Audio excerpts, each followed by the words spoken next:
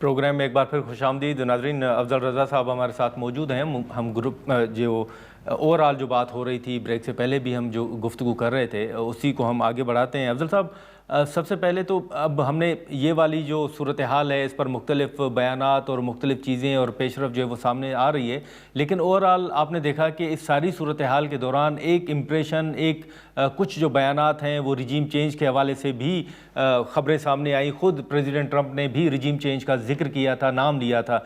तो इस सूरत हाल के बाद जो ईरान के अंदर एक इम्प्रेशन था अमेरिका की जानिब से, आपने कोई ऐसा माहौल देखा है, आपको नज़र आ रहा है कि वाकई कोई रिजीम चेंज मुमकिन होगा, माहौल उस तरफ जा रहा है? या दूसरी तरफ जो बात की जा रही है कि वहाँ तो बड़े लोग जो हैं वो हिमायत में निकले हैं, ख़ुद जो खामनी साहब शहीद हुए हैं उनकी हिमायत में। देखिए, मुखालिफ और प्रो गवर्नमेंट एलिमेंट हर मुल्क में है। हाँ, जाहिर है जनवरी में कुछ मुजाहरे हुए। वहां कुछ मुजाहिरों को अमेरिका और मोसाद के एजेंट ने एक वॉयलेंट शक्ल देने में थोड़ी बहुत कामयाबी तो मिली, लेकिन इनकी जो लॉन्ग स्टैंडिंग इंटरेस्ट है या एजेंडा है, जो कि ईरान में एक निजाम की तब्दीली है, निजाम की जबरदस्ती तब्दीली पर वो उस वक्त भी नाकाम रहे।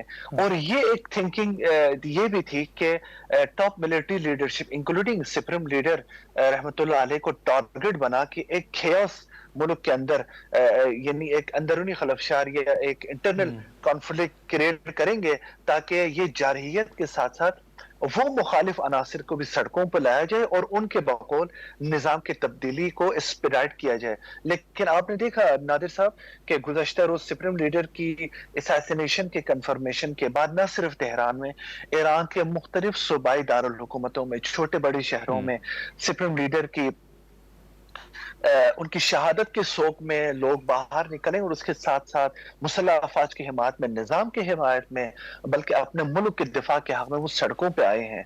इस वक्त की सूरत हाल और कैफियत यही है। इससे पहले के जो वाकयात रूनमा हुए थे, ईरानी हुकूमत और उस वक्त सुप्रीम लीडर रहमतुल्लाह अलैह ने इस बात का इआदा कर चुके थे कि हर खामी, हर हुकूमत या हर अथॉरिटी से खामियां होती हैं और हुकूमत इस बात की जिम्मेदारी लेनी चाहिए कि वो खामियों को दूर करके अवाम के तहफ़्फ़ुज़ात को दूर करके इनके मुतालबात को पाए तकमील तक पहुंचा दें।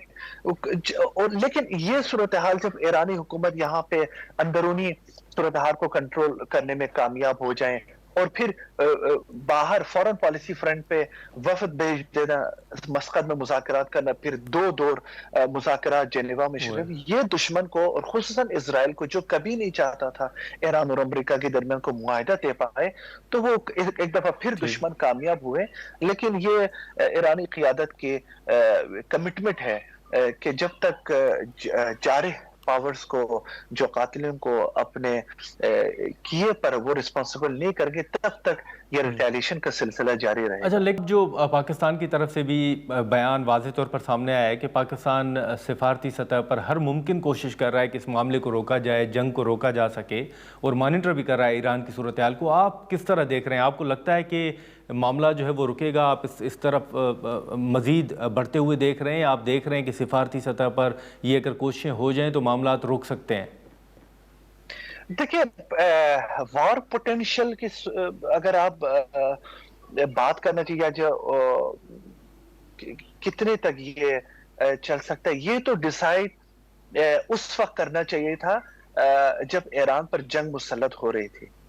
इस वक्त मुझे कोई एक्सपेक्टेशन नहीं है कि ये जंग इमीडिएट तौर पर रुक जाए, अच्छा, अनलेस कि इंटरनेशनल कम्युनिटी अपनी जिम्मेदारी पूरी करे, ईरान पर जारहियत मुसल्लत करने वाले जो अनासर हैं उनको रिस्पॉन्सिबल करें, उनको इस बात पर मोतरफ करें कि आपने जंग मुसल्लत की है और इसके तमाम नताइज और जिम्मेदारी आप लोगों पर आयद होती है। जाहिर है इस सूरत हाल में ईरान को और मुज़ाकरात के नाम नहाद ऑप्शन पर धोखे में तो नहीं रख सकते हैं। उस वक्त सुप्रीम लीडर रहमतुल्लाह अलैह ने यह वार्न किया था कि हम मुज़ाकरात तो करने जा रहे हैं, लेकिन अगर आपने जंग मुसल्लत की है तो फिर इसके बाद कोई दो तरफा कन्फ्रंटेशन नहीं होगी, ये एक रीजनल कॉन्फ्लिक्ट की तरफ बढ़ जाएगी और रीजनल कॉन्फ्लिक्ट को रोकना बहुत मुश्किल है, ताकि आप एक दो तरफा कन्फ्रंटेशन को रोकने की कोशिश करें। लिहाजा یہ تو خطے میں موجود ان ممالک کے اوپر بھی ذمہ داری عائد ہوتی ہے، کیونکہ جنہوں نے اس دوران ایک غیر ذمہ دارانہ رول پلے کرتے ہوئے اپنی سرزمین، اپنے بیسز، اپنی ایرو اسپیس ایران کے خلاف استعمال کرنے کی اجازت دی ہے دشمن کو، ہاں تو ظاہر ہے یہ ان لوگوں پر ڈیپینڈ ہوتے ہیں جنہوں نے ایران پر جارحیت کا آغاز چلیں کیا۔